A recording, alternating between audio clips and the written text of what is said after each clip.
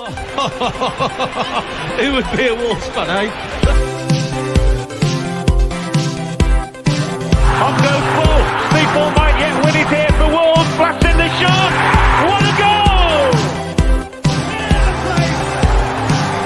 Following you in all its magnificence.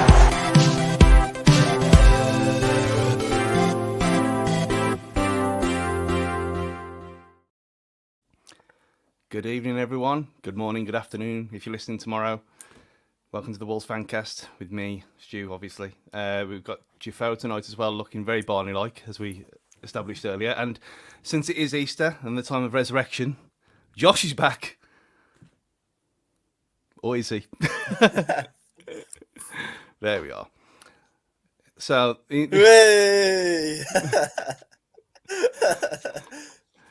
As we were discussing earlier, Josh enjoyed himself very much yesterday, and he's seems to still be the case. Go on, what did you get up to then?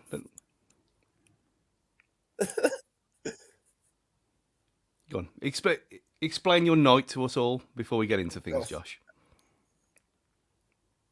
What was that? Sorry.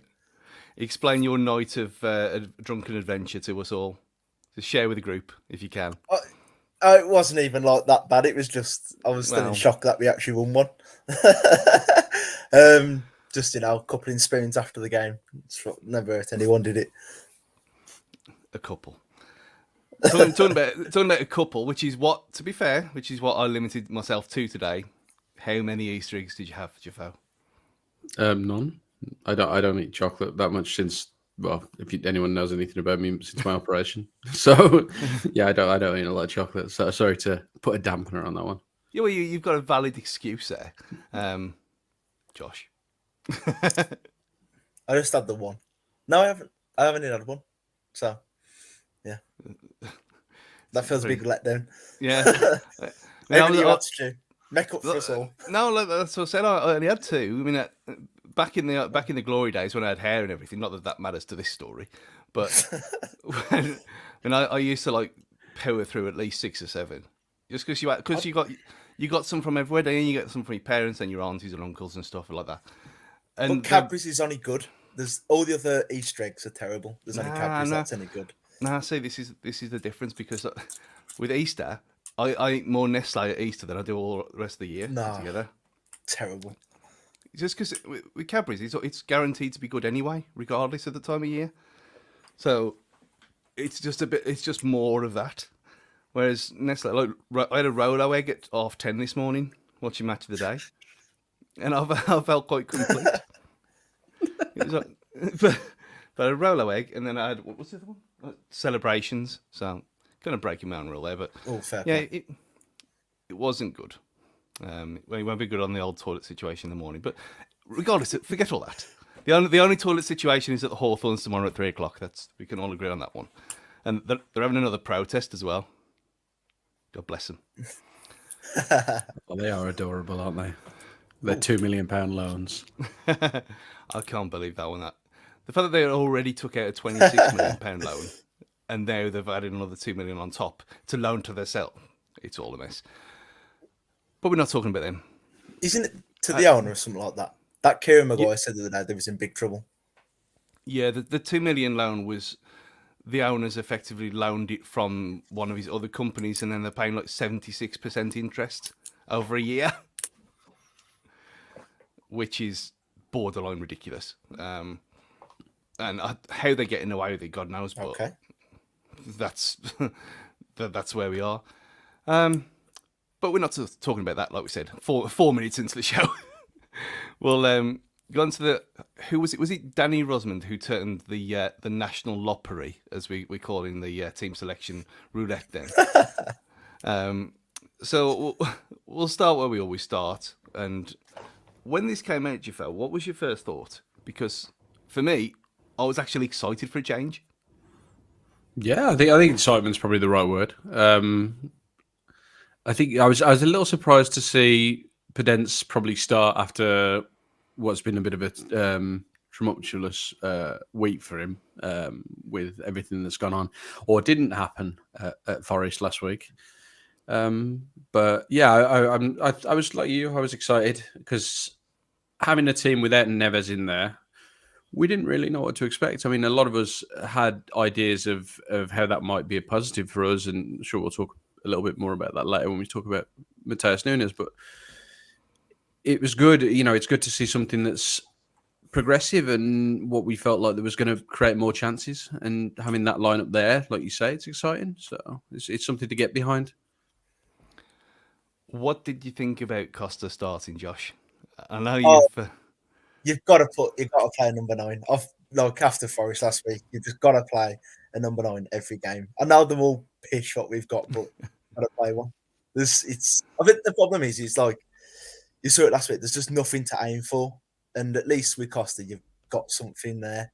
But you look at the team, and I think that was the best he could pick. I was dreading he was going to put Matinho in, and we was going to see another 90-minute howler from him, but. No, look, team, you did well there. After I was questioning him last weekend, you did really well. Yeah, and you look at that and you think, well, what even lineup is that going to? What formation is that going to be? And for the most part, it looked to me like a 4-4-1-1, which have we seen him play properly before? Because I can't think of him doing it. I mean, he's kind of played. We've done the whole Nunes on the left-hand side thing in the past, especially against Liverpool, where it worked really well. But where you look at that and you've got Podence and well, that's all really the wide men that you've got because Cunha's not a wide man for me. And then you're looking at Gomez and Lemina are never going to drift outside of the centre circle, and rightly so. So I don't know. The only problem I had beforehand was, is this midfield going to get overrun by playing almost effectively 2 up top? I think that fair maybe have been that, but I think what we know about Lemina and Gomez is that they are just, I think they're, in a word, tenacious, and the work rate that we saw yesterday and the work rate that we know that they can put in was and is incredible. They can do the work of two. Those two can do the work of 4 players, and Joe Gomez, he just doesn't stop. And yesterday, he looked like a player who'd been playing in the Premier League for 5 years, 6 years. We've got to remember this is his 2nd or 3rd start. It's incredible.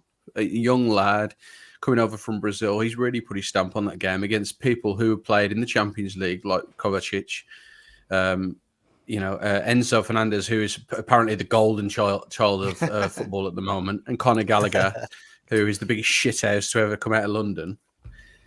And that's some statement as well. Yeah, I think so. I think I'm just still a bit sore about him yesterday. There was a few, like, I don't know, it's 3 or 4 times he just left his foot in yesterday, and he just pissed me off. I think there's always somebody who just annoys me every game now, and it's just seeping out into every review show, which is not good. But it is what it is. But yeah, I thought them two did a good job of handling these world-class players. Yeah, there's been observations about your potty mouth behaviour on these shows you've found the last few weeks. But this is what Wolves do to you, but not yesterday, which is the main point. And I mean, I couldn't believe. Well, the guy next to me said, "Who is that guy at the back for them?" And I thought, "Oh, fine, okay, fine." And then no, not for fun, not the one with the hair. Who is the other one? I couldn't believe it was Koulibaly. He looked like Frank Sinclair. I mean, he's never been that big before. He looked absolutely Koulibaly. Yeah, he looked absolutely huge, and I couldn't believe my eyes. So I know I'm not exactly the right person to be talking about body size and shape, but I'm not paid millions of pounds a year on a football pitch, am I? And from what happened later on, that was ridiculously deemed a foul against Wang, and you think, well, surely someone of that caliber shouldn't be in the state that he's in, and I think it was it looked like detriment to the whole club, really, because like you are right, when you look at that team, and it does scream Champions League all the way through it. I mean, even the subs, not there, even with Mudryk Pulisic, even I'd even forgot Aubameyang was still there, to be honest, until I saw that yesterday. But yeah, I mean, you know what? We skirted around it too much. Let's just show the goal again from behind the goal. Oh, It's just, I mean, how many times have you watched this over and over again? Just so good. Just so good that is. I mean, you can't even say that it wasn't deserved because, I mean, for me, it was one of the things where we had freedom and we went at them, and for it to encapsulate into that, I mean, I literally left the floor. I was airborne on more than a couple of occasions, and it was. Where does that rate in Premier League goals in the last 4 years? Is that not the best goal? I'd argue, is that not the best goal we've scored since we've come up? Maybe if not in the Fossen era. I know the Neves Derby goal, but think of how big that goal could be in terms of our season as well. Like the audacity to try it. God. You know, maybe not as good because the Neves goal, I don't think you will ever be, but I think it's up there just because of how important it could be. It was just, unbelievable. Yeah, not many like it, is there? I mean, the only one I can think of, even in the Fosen area, is probably Neves versus, was it Espanyol? A very, very good goal. But there's no other, 4-0. Nothing that comes close, yeah. Yeah, I think we've... That is some shout, actually. I was a bit unprepared for that one. I can't think of one off the top of my head, you know. And... Well, we'll put that to the back burner in a minute. We touched on him before, but there's one man who's had a lot of stick, and rightly so, Diego Costa. But like you said, Josh, after Forest, and every time you come on here and on Twitter as well, when we're screaming for a centre forward, it's just one of them, isn't it? Like, there's just something to aim for, and I've never seen him run so much in a Wolves shirt. There was a bit in the second half just before he come off when he picked the ball up in about right back and he carried it about 20 yards or so and off Joe Felix. I was like, it's like his little bitch sort of thing. But he just played so well. You know, he ran his heart out for the team, and I just hope he can score one goal before he leaves. Just one is all I ask. Like, if you could shit out Ramsdale on the last day, that would like make the season for me. Yeah. And what do you think, Jafar? You've been as critical as not as much as Pricey, I think, but as anyone of Diego Costa and his inability to move. But yesterday, especially for the first 30-35 minutes, I thought he looked as fit as anyone. Yeah, he looks like he's probably lost a few pounds as well, which is nice. But he did well yesterday. He did everything that was asked of him. I think I only echo what Josh says, that we need a focal point in attack. And I think if you look at the game yesterday, the difference between the two sides was exactly that. You know, Diego Costa, although he's into his 30s and he's slowing down and he's lost the yard of pace that he didn't really have anyway, compared to Kai Havertz playing as a number 9 for Chelsea. There's no comparison, and you could see how that ability to hold the ball up and not create turnovers was crucial to the game, because for all the possession that Chelsea had yesterday, which was over 60%, they didn't create chances, and we did a lot better with a lot less of the ball, which says testament to what the likes of Costa did yesterday. Yeah, I mean, you're saying that about creating chances. You look at that in open play, total attempts 9 for us, 13 for them, 3 in open play, 9 for them. How many were on target? Yep. Shots on target, 1. 1 for Chelsea, yeah. And that was straight down Sar's throat, I think. Is that the one where he just comfortably gathered up? That was João Felix, yeah. And even it's crazy. Tackles, corners, clearances, all very similar against. I know Chelsea are pretty shit this year, but still, you've got to play with what you can play against. And for coming off the Forest game last week, where for 80 minutes, it was pretty piss poor. To then turn, I mean, it's typical Wolves way, and we talked about this 2 or 3 weeks ago, that this is what would happen. We'd probably lose to Forest and beat Chelsea. But to put in them kind of numbers there, where over 500 touches of the ball compared to their 753,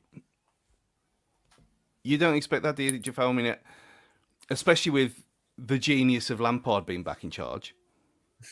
I mean, he has to get in as probably one of the greatest Chelsea managers of all time. I think he's fantastic. No, I digress. Yeah, it's fantastic the way it was set up and the way that Lopetegui's approached that game. I know, it's understandable. Yeah, Lampard's just come in; he's fresh to that squad, but he has been managing in the Premier League this season. We mustn't forget, and he knows most of those Chelsea players because the Chelsea squad hasn't changed that much since he was last there. There's only a few different players in there, so he's fully aware of the team that he's working with. So to go out there and set up a team like that and to do what was much more than a snatch and grab, because essentially I think we should have probably won that game 3 or 4-0. I think we were a lot better and wasted a lot of opportunities. Was highly impressive from Lopetegui, and that's what we need to see more of, and we need to see now this starting 11 that went against Chelsea to be sort of cemented going into the next couple of games, because there's no reason to change it around too much. The players who are on the fringes who can come in, they need to earn their place now. The likes of Hwang, Sarabia and Neves, when he comes back, need to earn their place back, because that was a pretty much a 9 out of 10 performance yesterday. There was a couple of little things on the edge that weren't quite perfect, but to something to set a standard to go forward by, then I can't see why we wouldn't stay with that moving forward. Yeah, and you've got to beat me to it there. The already issue, I suppose, that comes out of yesterday, and not just me, I trying to make it all about me, but when I mentioned that we'd have a better midfield without Neves in the team in January, effectively, on Twitter, and inevitably I got abuse, which, fair enough, statement like that, it's pretty out there. But does he have to earn his place now, Josh? Because for me, like Jafel just said, it was a 9 out of 10 performance from a lot of them, and it looked a lot more balanced than it has done for weeks. I think it obviously depends what happens next weekend. If we play against Brentford, lose 3-0, then you automatically come straight back in. And I think we played brilliantly yesterday, but I would implore fans not to get too carried away with this. Neves is missing and with the dog's bollocks again, because he's still our best player, whether like it or not. And he's gonna. But the thing is, what'll happen? Typical Wolves. Have a couple of games of everything. We'll be great. Next game we lose. We'll be like, fucking hell, should have had Neves. This is why you're playing Neves, and you'll have the discourse of that. But I think he has got to earn his place, because so is every player. But he's also our best player. And we played brilliantly, but we played brilliantly against Liverpool, and there was no questions of why we're still playing Neves when we beat Liverpool. I think it's what game plan we've got to play as well. Is not to digress too far, but to get back to Forest last week, it was death by 1,000 passes, and that's never been the Wolves' way. Whereas this week, it was what Forest were to us last week: get the ball direct, get the ball forward, and just create issues. And that you can see the difference there straight away. And I think whether you would have Neves in the midfield or not, you'd probably still get the same level of performance. That's a fair point with the Liverpool one, to be fair. But that is weird to say, because with you being significantly younger than us, and the backs to the wall kind of direct football being the air quotes Wolves' way of doing things, which we haven't really had as much of recently. Even you were bored stiff at Forest with the horseshoe of passes over and over again, because I know some people love possession football and it's all well and dandy, and we got a point at the end or whatever, but I've said this before, that it doesn't seem to be the Wolves' way, and there's a lot of people, not just people who are in their 50s and with shaved head who beat the wives at the weekend. It's not just them kind of people who you think are the dinosaurs don't like passing football. You're saying it as a young buck, that you don't like it when it's as bad as that either, and you prefer it to play like we did yesterday? The thing is, the best football that you've seen at Wolves is obviously in the new now. In the Premier League, it was not as very. Every time we was given the ball in the Premier League, remember that stat where it was like, if you give us 50% of the ball, we'd lose basically. It was like in the second or first season we come up, but the best football is it's direct turnovers, counter attack. How exciting was that second half? Okay, it was nail biting, but you always looked threatening on the counter attack. That was the most threatening we've looked on the counter attack for years. That is, I think the problem you've got is death by 1,000 passes. Just isn't going to work. Not with the quality of player Wolves have got. We need to run things like that. Hwang. This is why it's so good, because it needs to be direct football. I think that's what Lopetegui's doing, bringing the best out of these players by going direct. You saw last weekend how crap it was. Just death by 1,000 passes, side to side, side to side. Benefits no one. Yeah. Get that ball forward and get it in the net. Exactly.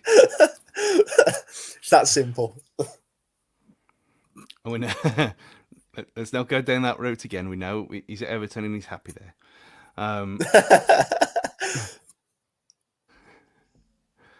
But there's a good point here, which we haven't even touched on yet. I'm still with the right. Dawson was a hero, and I slagged him off last week, and last few weeks as well, thinking that he'd come in and he'd had his peak with us, and it had been like a bit of a honeymoon period where he'd done no wrong, and the repurposed Jody Craddock chance for him and everything, and he seemed to have dropped off into a kind of like a sea level. But I thought yesterday, them two at the back were impervious again. Yeah, world class. The block in the second half from Dawson was just. I don't want to compare it to another Wolves centre back of recent times, but it was very similar to putting his body on the line and giving everything for the football club, which is what you want. You want these footballers who are going to put their bodies on the line to get points. To sound like Neil Warnock, you got to kill yourself at 3 points or whatever he said, something like that. But it was incredible just to see, 4 defenders in there who probably had arguably if one of their best games, if not their best game in a Wolves shirt, really putting everything on the line for the full 90 minutes, which is unheard of in recent times. And it's the difference between us getting a point and 3 yesterday was that back 4, and they should be every single one of them should be proud of themselves and say that they did a fantastic job yesterday. But once again, that's the standard that's been set now to move forward from. So that's what we expect every game apparently now. So we'll see. But yeah, Dawson, fantastic, definitely a standout. I remember coming on here after the Brighton review, and Smedal got sent off, and I give him so much shit. I was like, he's the worst 28 million pound side we ever done. He's shit. Get rid of him in January. And but I don't think Smedal's been given enough credit for what he played yesterday. He was fantastic, and under Lopetegui, he's such a consistent performer. In fairness, and I did never think I'd say that about Smedal. I thought he felt like he always had a clanger in him, and I'm going to jinx him there for next weekend. But you know what I mean? It always felt like that mistake was, for every good performance, there was a mistake around the corner where he's going to shit the bed and concede a goal. And I also think Kilman gets far too much hate by Wolves fans. They go, yes. It's because I think Collins is showing a new toy thing. It's like, but you should play Collins more, but Kilman only gets played because he's left-footed. No, it's because he's fucking better than Collins. That's why. Yeah. Well, we know who that's aimed at, Dan. But I think with Semedo, I think you're spot on. I think he does kind of go under the radar how consistent he is, because when he does drop a bollock, he does it in spectacular fashion, and he's not just. But you know what I mean? He's not just. He doesn't just make one mistake. His whole game just completely collapses, and he's awful for the entire 90 minutes.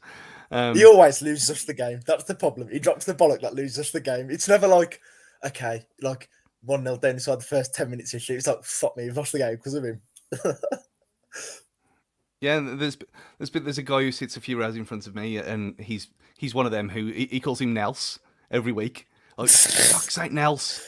Even though he hasn't done anything wrong, he's just like he's constantly on it. He doesn't. I've mentioned him before. He doesn't celebrate ever. He's a weirdo. He's tapped. I had a go at him 2 weeks ago. He did turn up yesterday, did he? Shock. But he's one of them. He just seems to be a target for everyone, and I generally don't know why. Because other than his first 6 months when he was legitimately bad, I don't think he's ever actually really had a consistent run of play where he's been terrible. He's just a very, like I said, he's an up and down player, but when he's bad, he's really bad. But for the rest of the time, he's so just on the level consistent that he kind of goes under the radar. And I think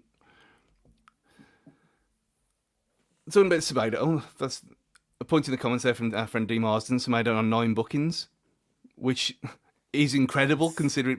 Maybe that's why his performance is measured, because he's thinking about things more, and then he can't be as rash as he has been recently. But I didn't know Can't that. wait for him to next weekend. He's going to drop a fucking stinker right now. He's going to do so. He's going to give away a penalty on Tony or something. Like, you remember Marcel first season? Grab Tony to the floor. So we're going to something like that in next weekend. The fucking going, Jesus Christ. I mean, he has had a few of them moments, where you think, oh, is he just going to give a penalty away here because he's been beaten, but there hasn't been many of them recently. So fair play. But yeah, when does that end? Do you know? Is it next week or the week after?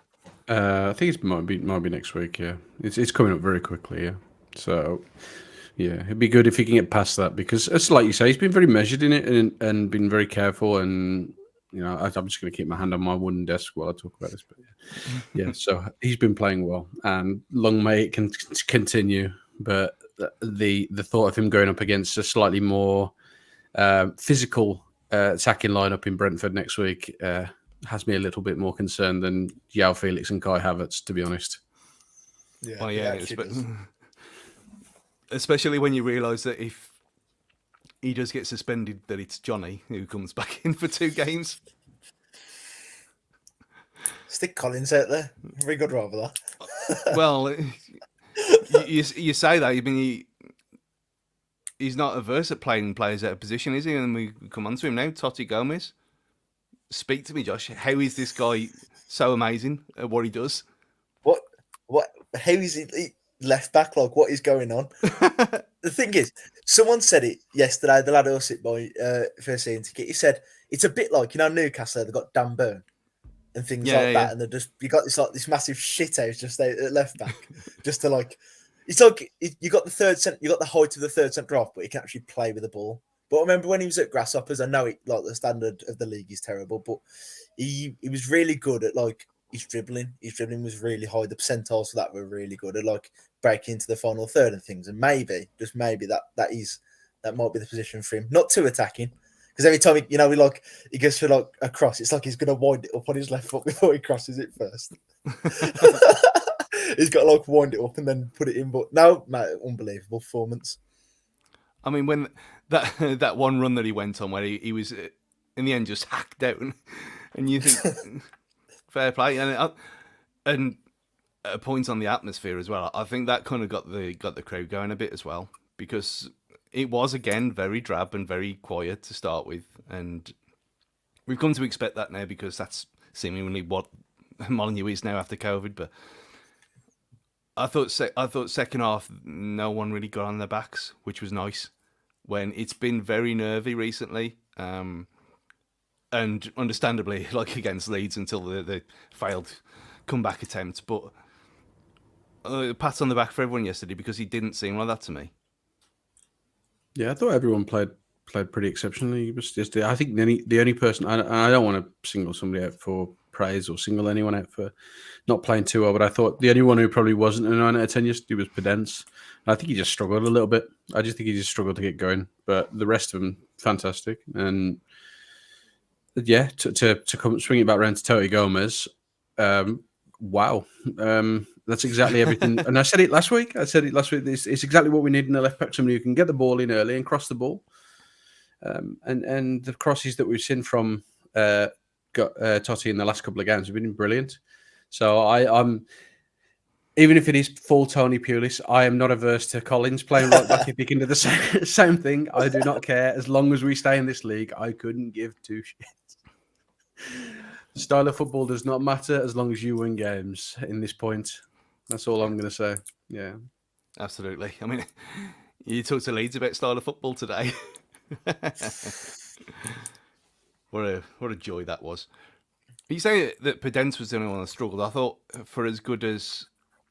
You know what, we'll go on to it now. Player of the match, well, man of the match / player of the match, if you're going to be PC about it. Because it is what it is, modern world. Who do you even start with? Obviously, any excuse to show it again, let's just bring it back up again. That Matheus Nunes, I thought for 85 minutes was probably at his best game. And he was superb until he started doing silliness again. And on the edge of his own box and getting caught out. Yeah. But like you said, you felt there was so many candidates, bar Podence and maybe Adama when he came on because he didn't really have time or chance to do much. Go on then, Josh. Man of the match.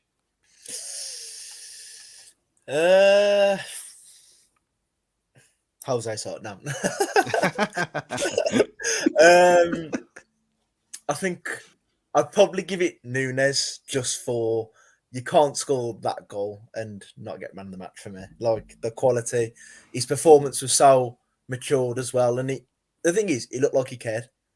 And look, one of the lads said on Twitter something like, when you think about it, he was hobbling off for like 90 minutes, grabbing the badge when he scores. I know it's these little things, but it's like maybe he does actually care a little bit, you know. But I think you'd have to say Nunes, just like I say, you can't score that goal, that absolute wonder strike, and not win, and you know, win the game in that fashion and not get man of the match. Fair. Do you feel? Are you the same mind? I feel bad for wanting to say somebody different because I want to say Joe Gomez because say Joe Gomez.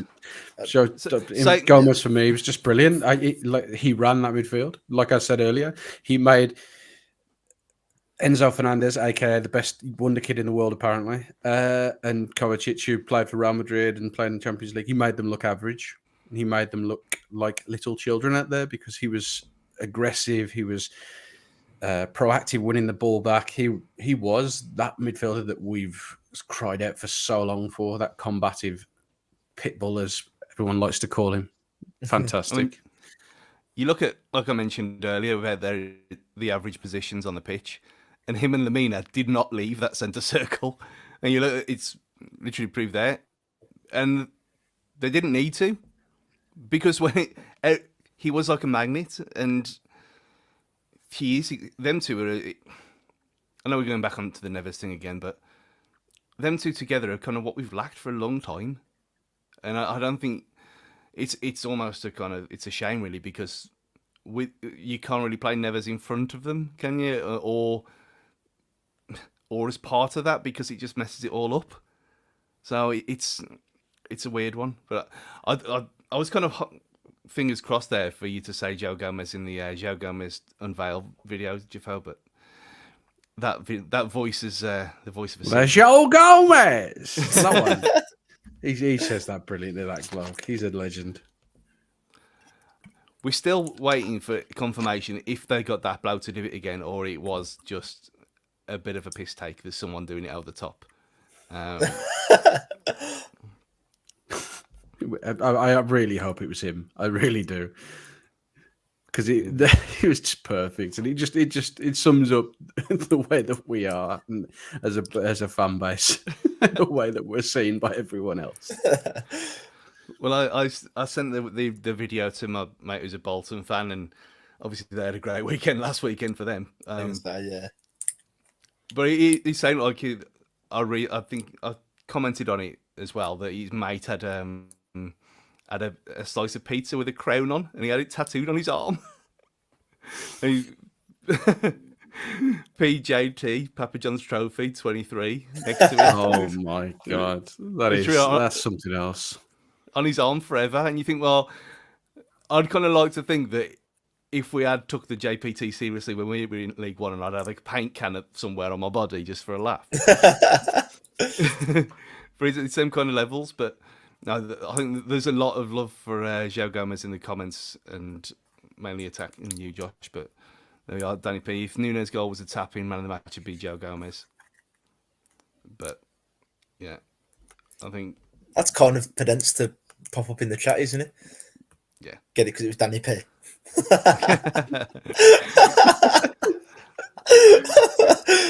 You watch it. We'll know it's him if that comment appears on his Instagram later. That'll be a highlight of watching this show. But then Julie Watkins there, really pleased with the team performance. They all looked up for it, and they did. Like we commented earlier, that everyone was bar Pedence was a 9 out of 10. And I think one thing that I don't think anyone's really touched on really, but there's been a bit of a criticism over the last few weeks. I mean, you go back to the lineup again, and you look at the subs there. They weren't just chucked on the pitch like they have been the last few weeks. I mean, you had the options: Collins, Neto, Hwang, Sarabia, Matinho, Traore, Hodge, who's disappeared completely, and Hugo Bueno. And do you think that was intentional, Jafar? Because he has got a bit over the top with it, Reece, in the last few weeks. I think he needed to get control of it. I think there was a sort of over reliance on having to change things, but I think that comes from not having a settled starting 11 and not having a game plan that's worked from the off. I think that was the key difference yesterday. The way that we played the game and the way that we were set up worked from minute one. And now he needs to, as a manager, needs to make sure that continues. And it's not going to be easy to say, okay, every game will be the same. But having sort of a structure to follow and an idea to follow, and to say, okay, well, these 9 or these 10 are going to be in the starting 11 again next week and going forward until you lose your place, then I think that'll only be the only way that they get any control over this over reliance on substitutions. And so I think we've been saying it, like we need to have some sort of settled starting 11. Yeah, that's fair. And I think the comment that we just put up there about the emotions of the last few weeks, that things had got a bit out of control, and we all love a good conspiracy theory. And no, it's over to Brighton this week for that for them to have a go at that. But after yesterday's farce, but there was a bit more containment, as we say, and a bit more composure with everyone. And it's a lot of ridiculous things. I mean, we mentioned Frank Sinclair earlier, Josh, but that challenge that Hwang made, I mean, were you up? Just the thing is, I didn't quite catch it, and I was just like, is everyone overreacting for like no reason? But like I said on Twitter, I feel like it is a pile of shit, VAR, but the stuff like that, they should leave it and go, right, ref, let that run, like they did with offside, let it run, and let's see. Let's have someone else make a decision on it. Like early in the season, Jimenez against Newcastle, Neto, Fells, Fraser. Mm-hmm. Referees other side of the pitch, let it run. VAR can make a decision. Okay, we will get it this late because it is Wolves, but you know what I mean? Like that sort of thing, I think they should look at. But just going back to that point with like keeping your mouth in check, I think so. Johnny Phillips did an article on it, and it was like about how it reflects on your team. If you're up in arms constantly and seeing the bench being quite erratic, like Leeds being quite erratic and things like that, it reflects on the players because that's what they are. Them players are an embodiment of that management style. And like under Nuno, it was calm and composed to the very end. And that's probably why we scored so many last-minute goals, because it was calm, composed, believing the plan to the end. And whereas under Lopetegui, it's been a little bit erratic and the refs are pile of shit. And yeah, I know they are, but at a point, you've got to go, let's calm down. We can't, and you've still got to play through it, haven't you? Sometimes get shafted by VAR and still win the game and things like that. Yeah, very well said. And I hadn't even considered that about why it was just blown up straight away, especially with it being a goal scoring opportunity, which it would have been. That's made me even more mad now, because it's again the inconsistency of it all, because it was on a plate. He should have scored. Whether his shot would have reached the goal, I don't know. You know what Sarabia is like. Weak as piss. Oh, are you in Dan's camp with Sarabia then? Because I don't know. I think there's a player there, and I think he'd be better in a possession-based side, but I don't know. Like, he didn't do a fat lot yesterday. I know they would have the chance, neither did Adama, but against Forest, it was a bit uninspiring as well. Like, he come on and there was that one ball while they're down the line and he just massively overhit it, and I was like, what the fuck is this? But you've got for he's one of them for £4 million. It's like, even if he's plays like he does, you ain't gonna live. £4 million in the Premier League, it ain't nothing, is it? If they spent £20 million, then the serious questions would be asked. Yeah, exactly. Especially with the money that was wasted on Guedes. Oh, Jesus, £31 million on them two. The King's finest. Well, we have for everyone who's holding their breath with suspense. We have got information from Danny P that he is not actually Daniel Pedence. So just to clarify there for everyone. So we'll just, you know what, we'll have a quick break and then we'll come back and look at the league table and the goal scoring situation that we find ourselves in. So we're back in for video people, 7 seconds.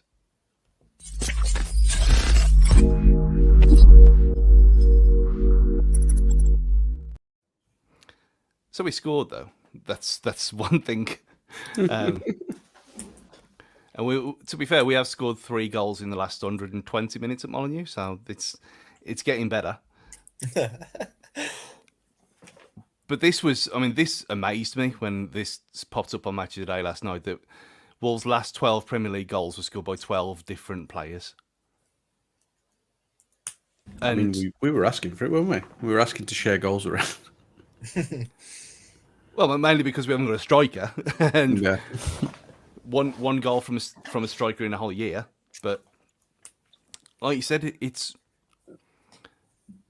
we've been asking for it. But who ends the season as top goal scorer now? I mean, I'd be surprised if it's not Pedence. I can see him probably getting another couple more, because Neves okay, he's one behind, but even then, he doesn't do a lot, does he? In terms of like shots per game. So it's going to take some kind of mad run from somebody else to do it, and it's not going to happen, is it? It's got to be my favourite from the YouTube comments, Danny P. It's going to be Pedence.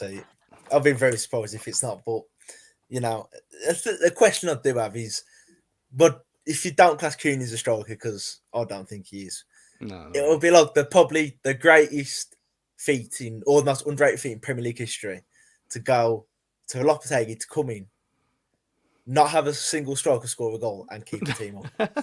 Okay, think how crazy that is. I mean, Cunha is basically getting this by default because he was playing up front that day. And it was like, it's not even a Cunha goal, I'm sorry. That Melier saved that shot and it's deflected in. I'd rather give it an own goal so the stat stays. Embrace it. Take this up with IFAB, because there's goals that... Remember, you see that one in Portugal the other week where the keeper scored from his own area, and it hit the bar at the other end and hit the other keeper on the back and went in as an own goal. And you think, oh, come on, man. This is... No, it's technically an own, quite a few of them recently, where keeper own goals are on the rise for this kind of reason. You think, oh, it's against the spirit of things. But yeah, talking about the spirit of things, you look at the league table and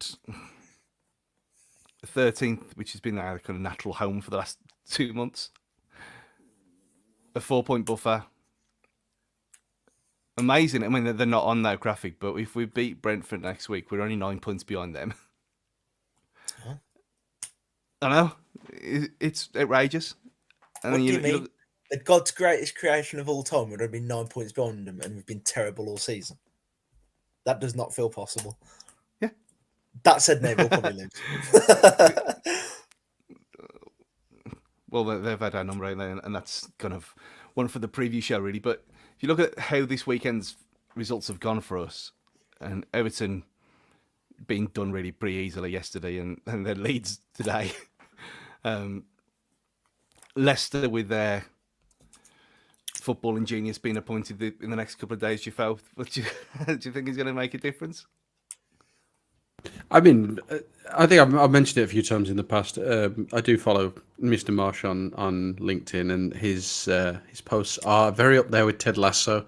There is not a lot between them, and I'm sure he'll do great. I'm sure he'll do great, but he's not going to make an impact for them. And I truly think they're sleepwalking into Championship, which is, for a club that's won the league title in the last decade, is a gross mismanagement of a football club. And I think them selling all the players and reinvesting it into shit like Soyuncu and players such as is it says a lot about the way that our football club has been run since the sad passing of their owner a few years ago now. Yeah, and there's weird similarities as well. And I'd look at this the other day, how quickly Blackburn got relegated after they won the league in the 90s. It's almost a case of, you've had your time, you've had your fun now. Yeah, cheerio.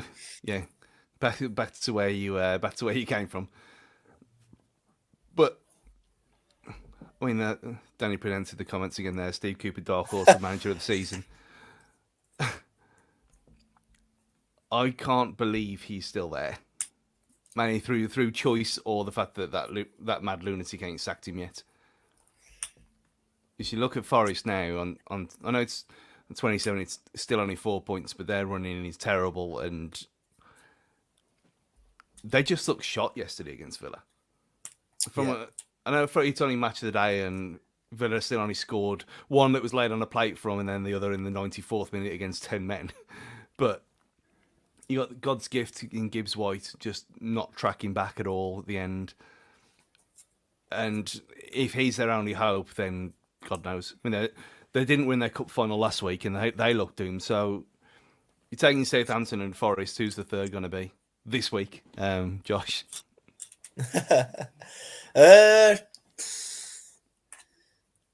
See, I don't know. I feel like Leicester. It feels like a bit surreal because obviously, like such modern history, they're such a FA Cup winners as well, 2 European back-to-back campaigns, 1 semi-final. It feels like they're far too big to go down almost. But like bringing in Ted Lasso, couldn't get a tune out of signing 140 million's worth of players at Leeds. That were all he wanted. And then you expect him to come into Leicester like a bit of an aging and decrepit side almost, and expect him to fire them to safety. It's got to be like new manager events or nothing. But at the minute, you'd probably say Leicester. But it feels like, I remember thinking after Leeds beat Forest in the week, Leeds are safe now, and look at them, they're right back in it now. It's just like, this league is so crazy. Every week it's someone else. My outside shape might be Chelsea. Just watch Chelsea. Chelsea. In the running. Fat Frank does it again. I mean, there was that report out tonight about their FFP situation, and they might have overspent because he doesn't know what he's doing. And it's like half the league is a complete joke. So, but Jafo, you're 3 at this moment in time on Easter Sunday. Yes, Southampton, Bournemouth, and Forest. I think I don't want to write Leicester off just yet because I think they've got a very, very good pool of players still, and I think that Ted might still come in and give them some of that, belief. Bournemouth on 30 points, the same. Yeah, one behind us. I still got a funny feeling about Bournemouth. Yeah, realistically, I only need 6 points from 8 games there. Yeah, I mean, as I was saying earlier in the group chat, I think probably 36 to 38 probably just keep teams up this season, but I think they just aren't consistent enough. They'll get 1 win in 5, so that puts them very, very, very, very, very close to being on that limit. And I think that they've got a tough run in as well, like everyone else has. I'd rather be in their position now than in Leicester's and Forest's because chasing teams always puts a little bit another 10% on top of you, and that's why I'm glad where we are where we are because the work that was done initially under Lopetegui was incredible to get us off the route that because we were rooted, we were where Southampton are now, but we were cut adrift and we're now in a great position. And from 8 games, we need to win probably 2 to stay up, which is pretty good, pretty damn good, if I'm going to be honest. And I cannot complain. I'm still fairly confident of our position in the league as well. I wouldn't even say that many at this point, because looking at because they all play each other again next weekend, don't they? It's one of them weird ones where only half of them are going to get points. So I don't know. Maybe it's hard. I feel like you're going to start seeing teams being cut adrift, aren't you, slowly now? Like, I think Southampton are gone. I think that's the thing. It's tight. I think it'll be for the last spot. You know, Leicester, because Leicester got Man City next week, and the thing is, we're in the position we can get to Leicester in a couple of weekends' time. You know, they've got Ted Lasso bounce, and we can probably play for a draw. You know, it's just the little things like that. But I'd like to think you're still going to aim for 40, haven't you? But hopefully we can get something against Brentford, something against Leicester, and try and sneak something against Roy Hodgson's Magic Palace side at the minute, and we should be safe. Hopefully, the thing is, you think by Leicester, if by Palace in a couple of weeks' time, we might be safe, which is a nice thought after last weekend when I was already sweating on the Championship. See, there's no need, is there? It's such an overreact. Like, it's because it's so tight. Like, to Tom, I probably overreacted too much, but it's just so tight down there.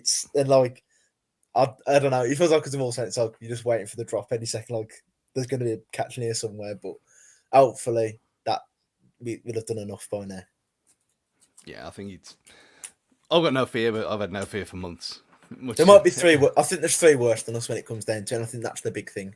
Yeah, I think that the kind of there's 3 worst teams. I think there's about 6 or 7 worse teams than us, really, to be honest. And it will show that come May as well, because for however ridiculous we are that we don't score goals, and there was I think on the Athletic, no, it was on the Tifo video that Tim Spears was on the other day about how bad our XG's been even over the last 3 years.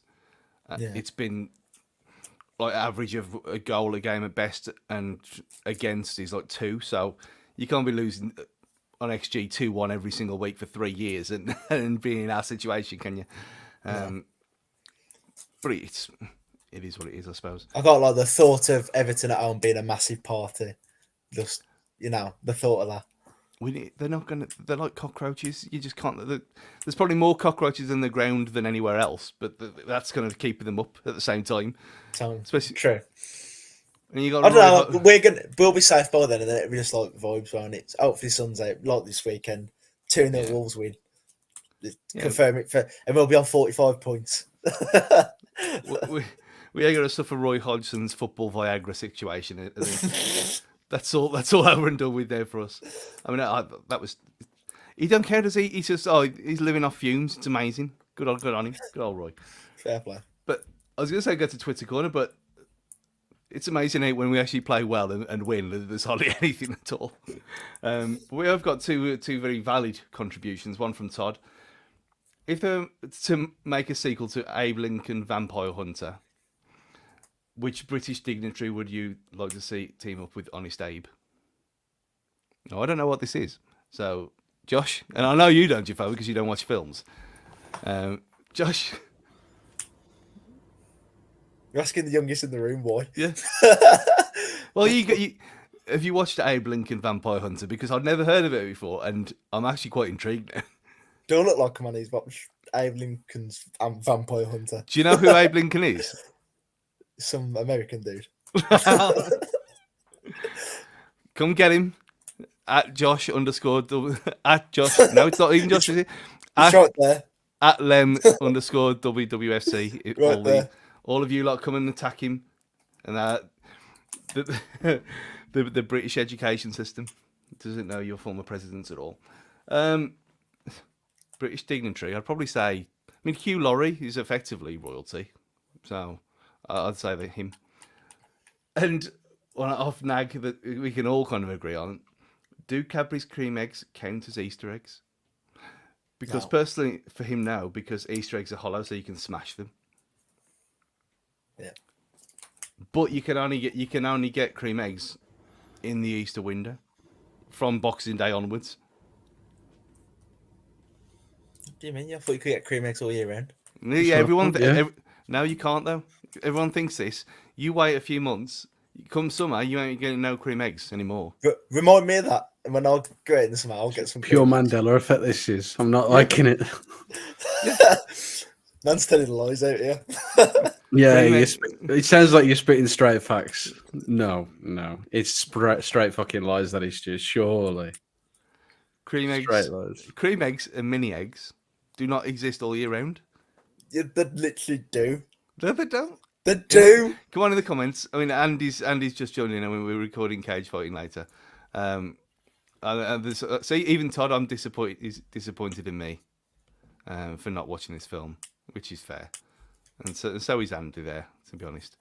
But again, it sounds right on my street. I mean, I went to watch the Mario movie on Friday. It's superb, the best film of the year.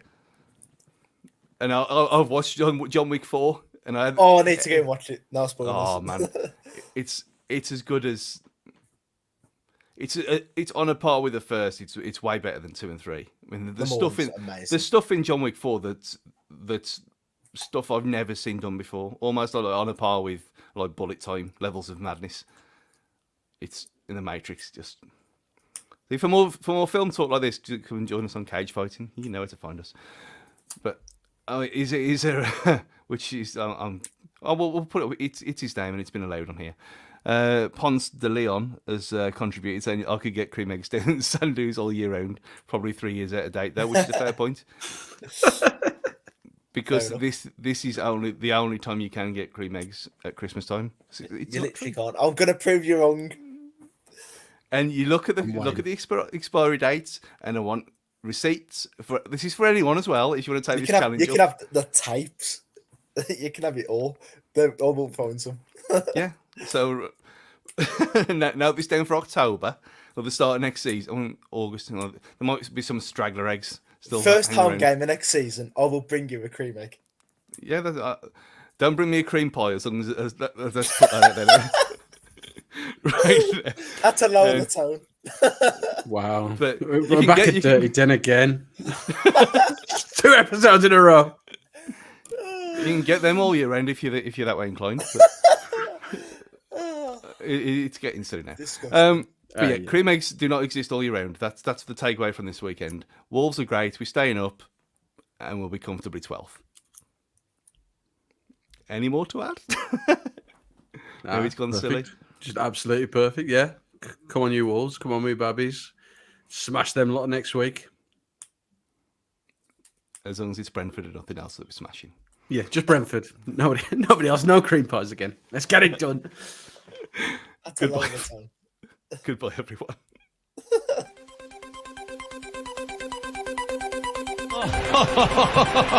Who would be a Wolves fan, eh? On goes ball. Speedball might yet win it here for Wolves. Flash in the shot. What